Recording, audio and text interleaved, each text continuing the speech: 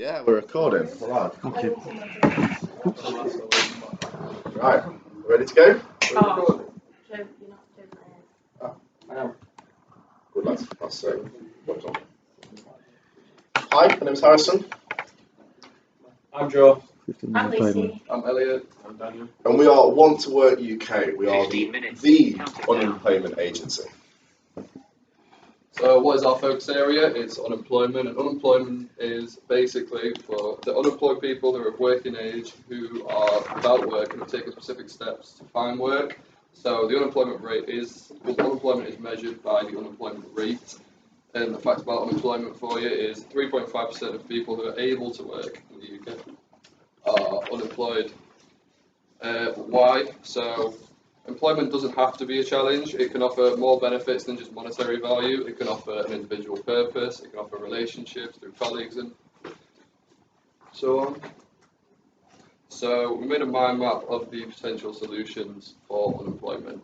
So starting with agency work, which is the start we've gone for, with part-time solutions or full-time solutions, providing shelter or accommodation. However, we saw a fault in this with the costs of everything and just a difficult challenge.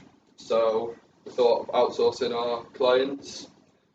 Are the people homeless or are they just unskilled? So this is where our training comes in with daily workshops or industry work experience. So we also found a charity approach to it. However, this wouldn't be profitable and it also wouldn't have much development.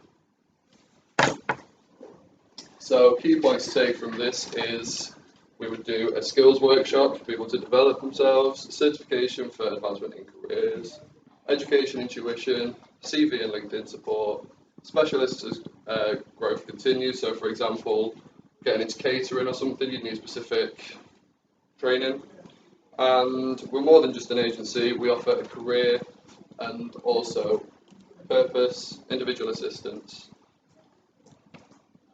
So we put together 3 steps in tackling this issue.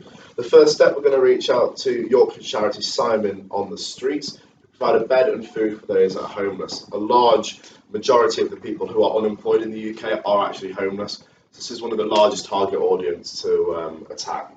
We're going to set up training workshops in-house to provide the unemployed with skills. So we're going to go to the hospice, we're going to provide these skills, because at the moment when we're starting up as a charity, we're not going to have enough money to be able to fund a location of our own. And once we've done this, the beneficiaries, who are the unemployed people, are then given the chance to be fully employed and given the opportunity to get back on their feet again. So how did this idea come about? Well, instead of changing the consumer-product relationship, which is how a lot of sustainability people focus on, so a lot of people tend to focus on how can we eliminate fast fashion? Well, let's focus on the consumer. But no, we thought let's focus on the relationship between the business and the potential employer. So this is where we reach out to local businesses and we're going to change that relationship. And a fun fact, 2.3 million people are unemployed in the UK, which is a loss of earnings of nearly 70 billion British pounds every year. So we first looked at who we initially want to partner with. So our 3 main initial partnerships are Simon on the Streets, Leeds Parcel Company and Leeds City Council. Simon on the Streets is an independent charity based in West Yorkshire that help the homeless and the vulnerable. They provide unlimited emotional and practical support on an outreach basis. Leeds Parcel Company is an independent courier service that operates using its own warehouses. We thought this is a perfect setting for our beneficiaries as there is minimum skill set required to operate in a warehouse. However, it also pushes the opportunity for promotion and development in other areas such as office work or delivery driving. Leeds City Council can provide grants to start up businesses. This is a source we'd like to take advantage of as it allows us to implement the best resources and techniques needed to turn WANT2WORK UK into the transformative initiative that we hope it will become. So they're making the distinction between customers and beneficiaries. So for example, our customer is the employer that we are providing these trained beneficiaries to. And obviously the beneficiaries are the homeless people. We've given the basic life skills and competencies to go out into the world of work and be successful. And the definition, so customer is a person that buys a good or a service, whereas a beneficiary is someone who receives money or advantages as a result of something else. So when we were coming up with our business model, we looked at why as most important, as why we want to do this is to make an impact on those that need it the most. So why we've done this is because we believe that all people should have equal opportunity for success, regardless of their background or history. How we are doing this is to bridge the gap between the unemployed and the businesses that are seeking these semi-skilled labourers. And what we are is a skills development service that provides these unskilled job seekers with the training that they need. Types of training we'd like to offer: CV and employability workshops, communication and teamwork skills, guidance through online training modules, help with getting different types of qualifications and certifications, and then eventually offer specialist streamline workshops for specific industries, which has reached a certain growth level. Essentially what we're doing is giving these homeless people, our beneficiaries, the life skills that they need to go out and find a job and work their way up the ladder, get a better, more highly skilled, better paid job in the future. So as a business, we are not oblivious to the fact that things might not go our way when reaching out to the chosen charities. Lucy's touched on Simon on the streets, and if they do say no, we do have backup plans, such as Spear Project. Spear Project helps young people who are unemployed find employment, and they share the same morals and values as we do as a company. Another one, if Leeds Parcel falls through, which we've touched on, Absolute Warehouse in Leeds, which is locally based, is a leading third-party warehouse that deal with numerous local, national and international businesses. So to start up our business, we looked at a rough timeline for our startup. So this is a rough over the next year and a little bit. So our first step, which is just for this first month initially, this is to start communication with Simon on the streets. So this will be just to introduce them to the systems that we want to put in place. For example, the workshops and the specified training that we've already spoken about that are needed to bring up these beneficiaries to the expected skill set. By August 2023, we will have started these workshops within the hostels and getting the beneficiaries' feedback to see how well these routines are being integrated into their daily lives. This will also be our first official point of contact with Leeds Parcel Company to discuss with them when they would like to start the interviewing process and when we can push our first round of beneficiaries into employment. October 2023 is when our first round of employees enter the workplace. We gave ourselves a year to reach this benchmark, as it allows us to have time to push through any teething problems that we find when starting up our workshops. And finally, by November next year, we hope to have expanded really successfully. With the profits, hopefully, that we will have made, we can open our own facilities, rent our own space, and we can do more specialised workshop there, like we said, like the catering, things like that. So how is all this economically viable? Well, we are operating like a charity, but at heart we are a business. So we're going to run a social business agency style approach. And so that is a fee-for-service model. So what we'll do is, instead of the business just paying the base national living rate, we're going to put a 30% markup on there. That 30% is for us, and that's how we make our profits. However, we are going to have a 1 month delay on revenue and earnings because it's going to take a month for those people to travel through the business. So we're only going to start seeing money after that first month. So a cost breakdown analysis. So this is a really quick run through. So our national living wage is £9.50 in the UK. We're going to add our 30% markup and then take those two away from each other to get £2.85 profit per beneficiary per hour.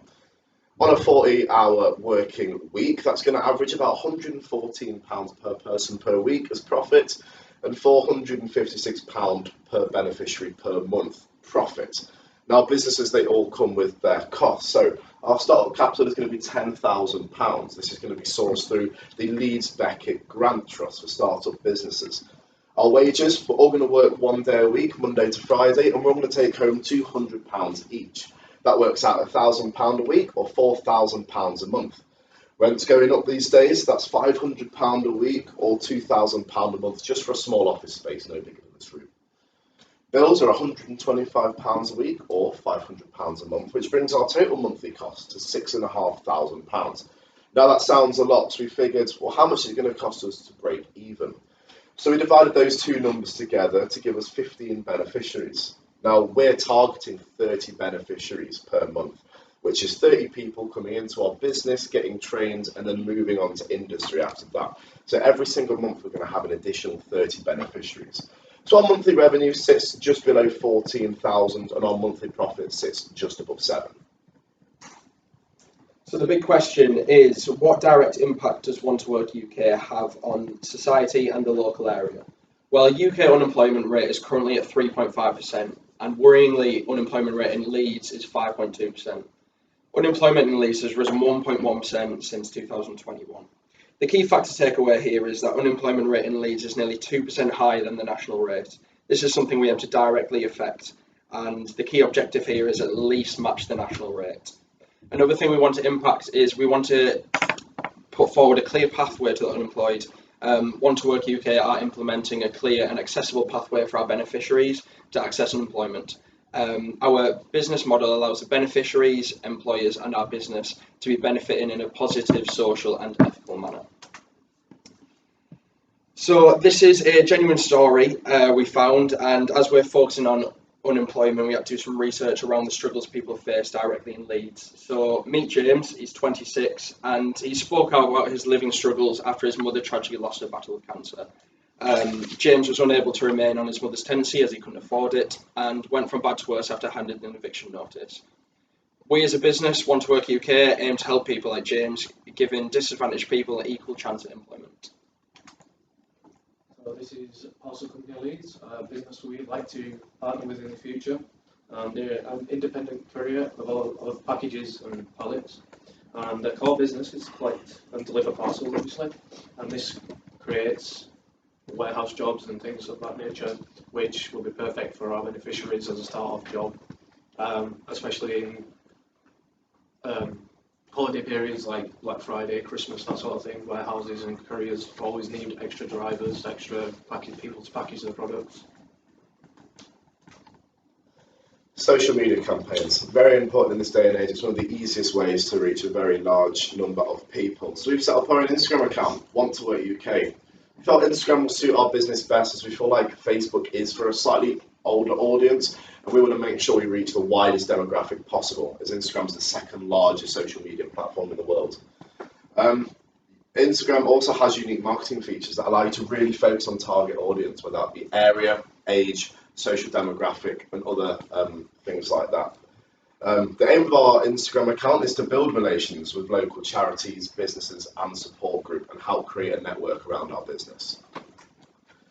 So we did a questionnaire over the weekend. We asked Leeds the question, what changes would you like to see in Leeds to help combat unemployment? And these are a couple of the responses that we've got from the followers on our Instagram page.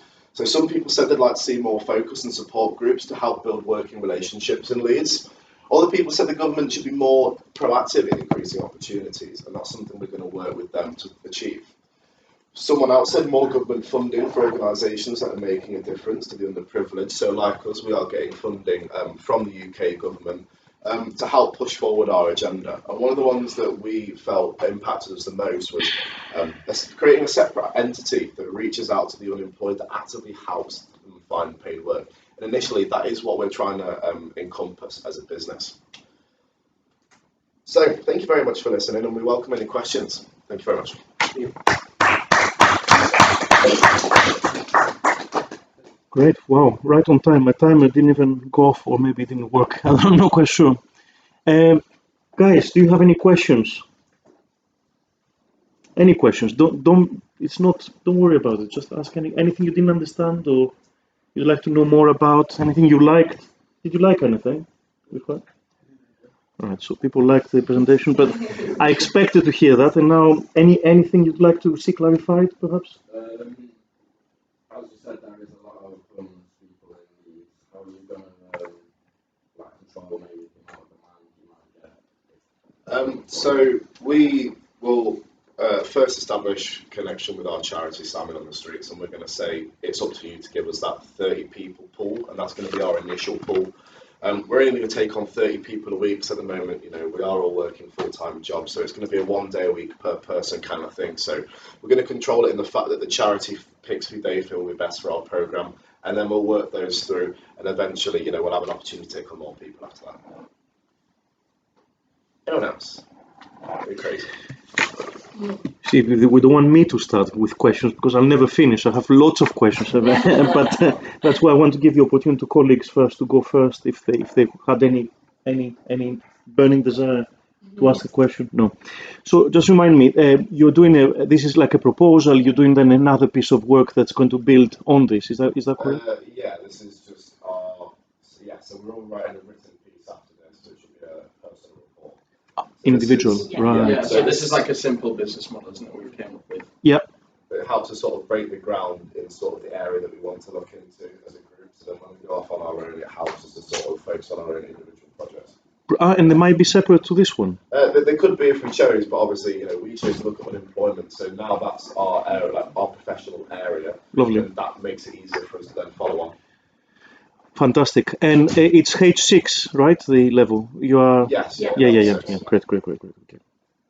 Okay, I've got lots of questions. Can we put the slide on the finances first, please? Finances, yeah. I'm really sorry for starting with this. It's probably the most businessy one in terms of what we're looking for, but not the most powerful one in terms of what you present today.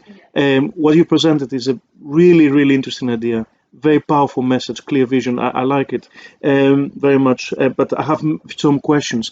I was writing a note and then I lost track. It's entirely my fault. But I think 40 hours a week. So this is how much a beneficiary gives us in terms of so this is our per week, and then per hour a beneficiary will give this. Yeah. And then we worked out how many hours they work, then we multiplied once again. So what is the once again there? So that's how much in a month we would take. Right. So that's per week. Oh, so you got confused because they're 4.33 weeks per month on average in a year, but you put 4 there, and I got a. Yeah. Okay, so that's okay. That gives me a month, and then. Oh, I see. Okay, totally clear. My fault entirely. So originally it was based on just to break-even point is actually 15 beneficiaries, but your target is 30. Yeah. Fantastic. Okay, so that leads me to my question. So one of the things you mentioned a lot about unemployment. You even made a hypothesis, which I'm not sure if it's right, and I don't want to say anything. But by the way, today this applies to all of you. When I mark, I'm going to also talk with the module leader. And of course, most importantly, Lucille, who's your tutor, before we assign a final grade. So I'm scribbling things.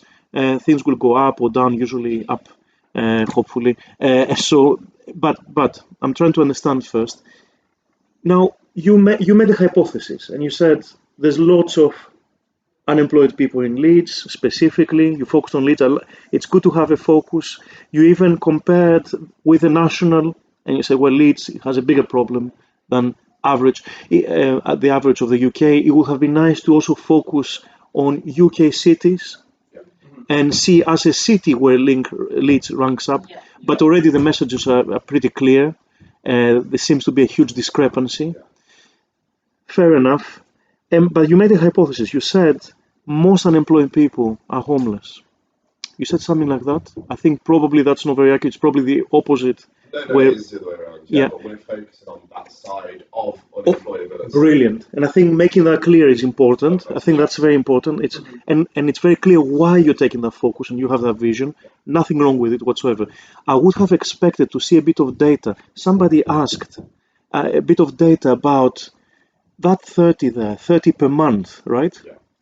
How does it stack up against the potential pool of beneficiaries in the city region area or the Leeds area? Because Lucille tasked us, so basically when we first were given this project, she says it needs to be something that you can feasibly do. Let's say 1 week time, stop what you're doing, start this. So that's why she sort of made us go on a smaller scale at the moment, but then hypothesize a future development.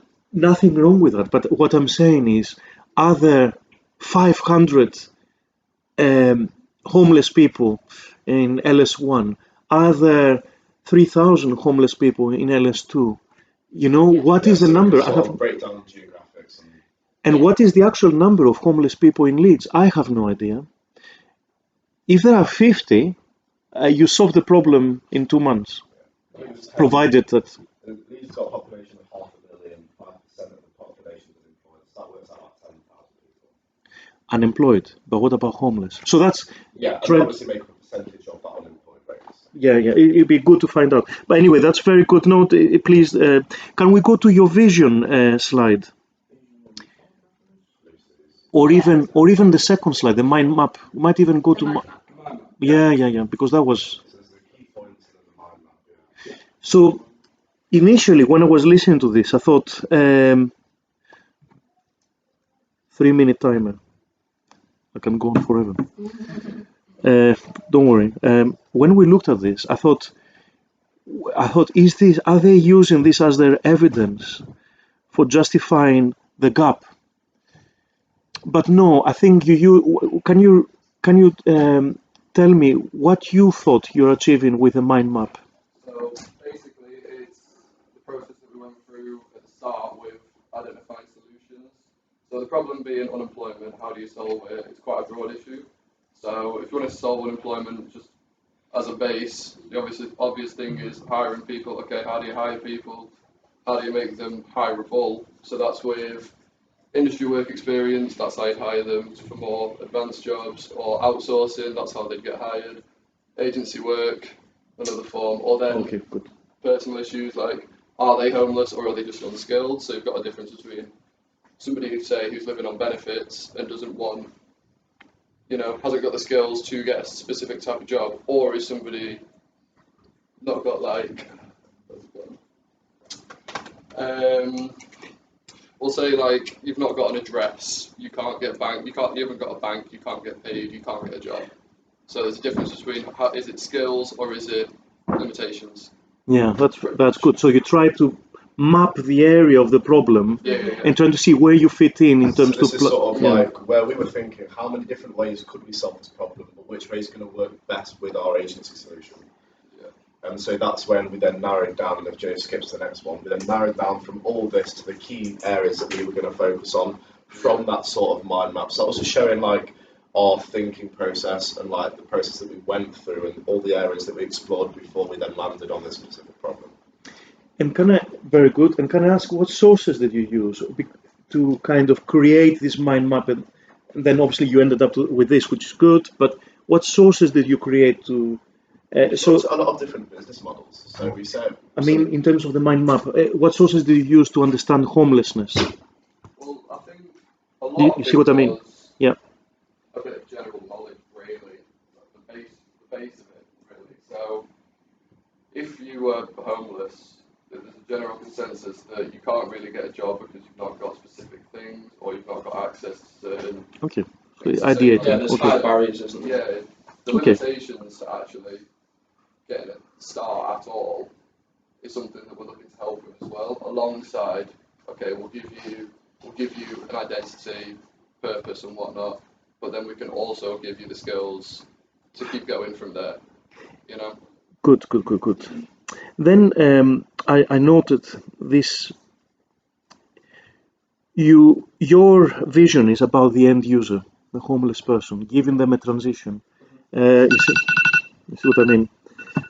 But you chose you thought most of these models focus directly on the unemployed, but actually really the clients we need to focus on are not the unemployed, they're not the homeless. The clients we need to focus on in order to benefit the end user are the employers. I thought that was quite unusual and quite creative and quite insightful actually, because unless there are opportunities, what change can you possibly affect? I thought that was very smart. I could have asked you about why did you target those particular companies? Did you cover it, you felt, or did I miss it? Yeah, we thought to get the skill set, it's quite a minimum skill set that's required to work in warehouses. So we first looked at what sort of jobs are easy for people to get into, easy to build up a routine to. So we looked initially at warehouses, but we also thought we'd like to give them an opportunity to develop and grow. So say like Leeds Parcel Company, initially they start out in the warehouse, but there's also opportunity for them to go into office or for them to be delivery drivers, things like that. So there's room for them to grow, which is the whole purpose of this. We don't want them to rely on us. We want them to grow as people and, like you say, get an identity and do what they think is best for them. Because of our like 50% profit margin as well. But we thought, how can we create the best for our beneficiaries? So that 50% profit markup, every single month we put more and more people up, that goes to 60, 70, 80, and all that is going to be reinvested. So that's going to be paying for certifications, paying for their driving licenses, paying for these things, and really helping these people get a good start. After the profit. Yeah. After the profit. But please don't get me wrong, but I'm just trying to understand. Okay. Very good. Wow. I could talk to you for ages about this. Really kind of fired up. One last question. I mean, it's interesting. You know, you talk about, no, don't worry, it's not going to be a sink or swim question. No, I'm not doing that. But it's interesting. That's not the question. But you mentioned getting them, for example, they could move on, become delivery drivers. In reality, you know, you'll need to establish an identity first. Do they have the ID? Do they have an address? Is the minimum wage going to cover the transition to pay the accommodation? There's all kinds of other things. And then how do you get a driving license? Can they read? Can they write? And it's not about reading or writing. It's about all the transitions needed to come back into society, to be trusted, to trust. It's an amazing world. And there are charities that have done some of this work. There's Emmaus, for example, that has done some work with bringing people to work on furniture and those kind of skills. And I mean, there's plenty of good work. We could learn from them, perhaps. Last question. You mentioned training offered to the homeless. Is it? Who is the training offered to the end user or to the beneficiaries, you call them? So, taking someone that has been out of employment for how many years, throwing them straight into a working environment, it's too much of a gap, and they're not going to be motivated to do their job, and they're going to end up falling out, and it's going to look back on us. So, we thought between us, we have enough of the skill set. We've all worked jobs, we've all been in these different environments. With the current skill set we have, we can do CV workshops, help them build a LinkedIn profile, and help them get established as like a base level employee. And once we give them those skills, that's enough to then start this journey. But then as they continue, let's say they've been on placement for 4, 5, 6 months, and they're like, I want to take another step forward. Well, we're going to be established for long enough that maybe we can bring in additional people to do specialist training workshops, and that's how they then build from that base layer all the way up to whatever. Is there a training slide of the type of training? There was, yeah. Can I a couple more forwards, yeah. 3, 4, 5, 6, bosh. There you go. Yeah, so obviously we start with like these really base level things here. So creating a CV, it's simple, but that's also creating your identity. Communication and teamwork skills. A lot of people who haven't been in a working environment don't know how to communicate properly on email, how to hold a correct phone call. So it's all these like really simple base level skills that will make them stand out when they finally get into that place. Then as we go down, we get a bit more in detail certifications. So my question is, how does this match up against the needs for the type of jobs you identified? Well, we started with a very, very base level job. So all you need to be able to do in a warehouse is communicate effectively. And you need to be able to work within a team and have these really basic people skills, which a lot of unemployed people tend to be lacking, hence why they've become unemployed. So giving them these base level skills, it's more interpersonal skills that we're going to start with, so that they can work well within a team. And then actually when it comes to like forklift driving and stuff like those certifications do come later after we've made that initial breakground of, can you work with people? Let's help you work with people. Let's help you communicate with your boss properly. Because sending a text that's grammatically incorrect is not a formal way of communicating with someone. So it's teaching them like the appropriate methods of doing this rather than just. Okay. And it's also, say, looking at CV workshops as well. We can provide the facilities that allow them to make a CV, because otherwise they're not going to be able to make a CV to hand into these job places to keep going. So it's not about the training, but it's also the facilities as well. So computers and things like that, allowing them to be able to get on there. So for a CV, they need to have electricity. Yeah. They need to have accommodation. So they need to have a computer. Yeah. Or none of these things, and you need to provide, you need to cost in some facilities that they can use with Yeah. you. Anyway, so there's a really, really rich picture here, but I was hoping here this would be also informed by your actual clients, not by your ideas of what the beneficiaries need, but by what the clients need and what the gap between beneficiaries and clients is. But anyway, it's work in progress. Thank you very much. Thank you for taking all the questions. Well done. Thank you. Can you write your names Yeah, here? of course. Yeah. Don't worry about this. It's not finished yet. So if you don't mind writing your Yeah. names here. Okay, if the other guys can come up. I hope one of you or all of you take this forward, going forward. I hope you find the interest.